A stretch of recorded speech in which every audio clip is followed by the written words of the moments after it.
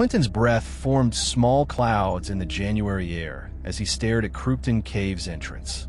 At 25, he carried that dangerous certainty that bad things happen to other people. The cave opening looked like a wound in the Tennessee limestone, dark and inviting. Jake shifted beside him, cowboy boots crunching on frozen ground. Both men wore weekend clothes, flannel shirts, worn jeans, nothing that suggested they understood what they were about to attempt. Their flashlights were the kind you grab at checkout counters, plastic and unreliable. Clinton had spent weeks obsessing over local legends, stories of Confederate soldiers hiding supplies in these depths. The romance of discovery had consumed him, pushing aside practical concerns like proper equipment or experience. He'd convinced himself that preparation was for people who overthought everything. They entered the cave with the confidence of the uninformed.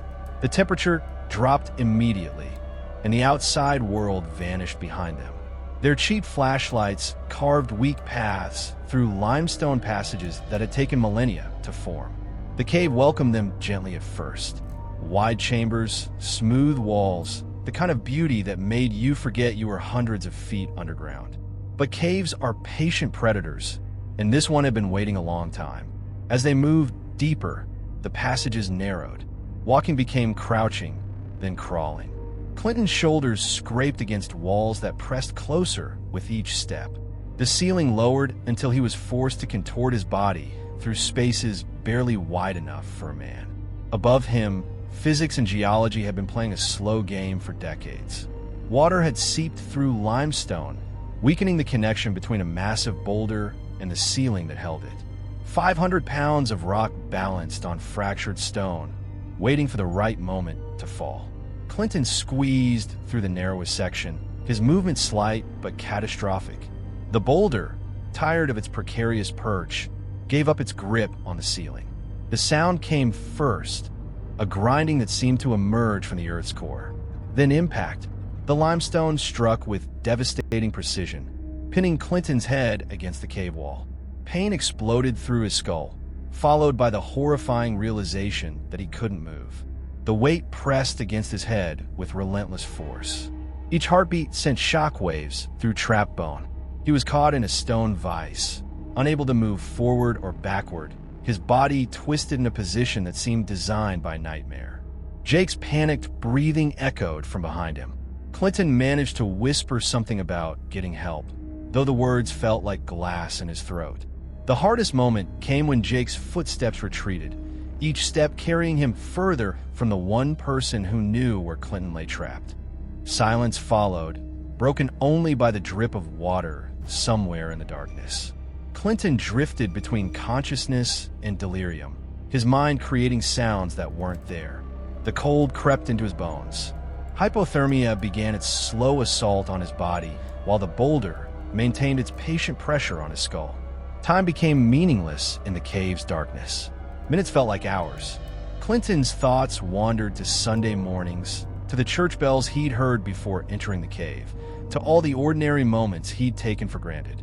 He wondered if this was how it would end, alone in the dark, crushed by the weight of his own poor decisions.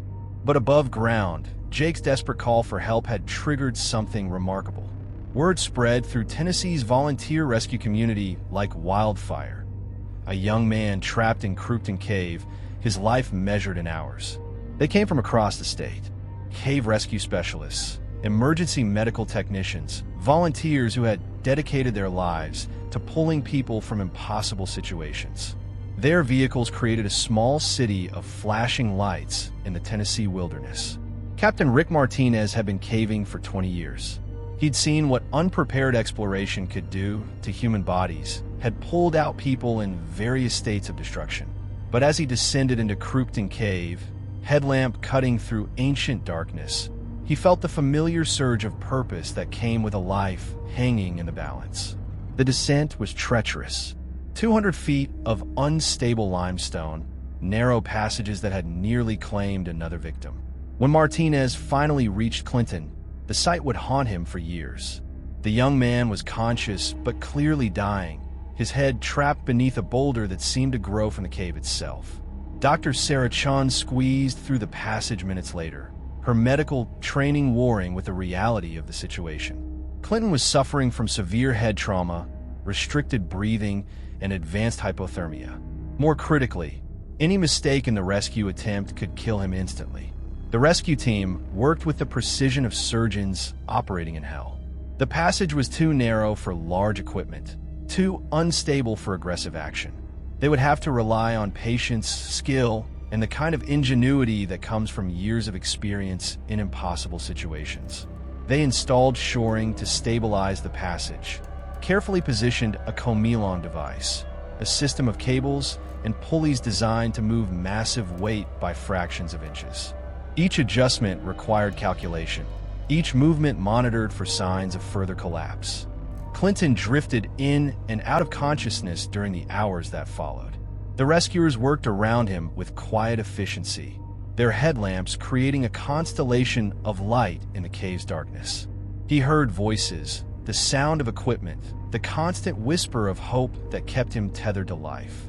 The boulder moved slowly, grudgingly.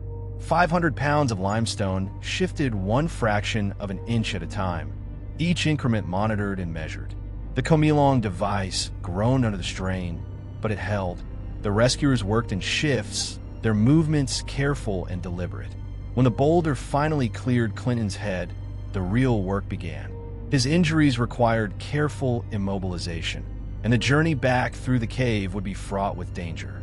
The rescue team constructed a specialized litter and began the painstaking process of carrying their patient through passages that had nearly killed him.